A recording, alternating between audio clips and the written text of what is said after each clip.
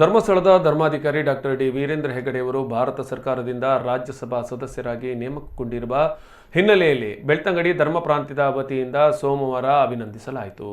ಪ್ರಾಂತ್ಯದ ಧರ್ಮಾಧ್ಯಕ್ಷ bishop Lawrence ಮುಕುಯಿಯವರು ಅಮೆರಿಕ ಪ್ರವಾಸದಲ್ಲಿರುವುದರಿಂದ ಅವರ ನಿರ್ದೇಶನದ ಮೇರೆಗೆ ಧರ್ಮ ಪ್ರಾಂತ್ಯದ ಮುಖ್ಯಸ್ಥ father Abraham Pateri, chancellor father Lawrence Punoli, Dharmasthala ಸಂತ ಜೋಸೆಫ್ ಚರ್ಚ್ ಧರ್ಮಗುರು ಫಾದರ್ ರೋಕಿ ಮೇನೆಚೇರಿ, ಧರ್ಮಸ್ಥಳ ಗ್ರಾಮ ಪಂಚಾಯತ್ ಮಾಜಿ ಸದಸ್ಯ ತಂಗಚ್ಚನ್, ಬೆಳ್ತಂಗಡಿ ಧರ್ಮ ಪ್ರಾಂತ್ಯದ ಸಮಿತಿ ಸದಸ್ಯ ಪಿಸಿ ಸೆಬಾಸ್ಟಿಯನ್ ಮುಂಡಾಜೆ ಅವರು ಉಪಸ್ಥಿತರಿದ್ದರು.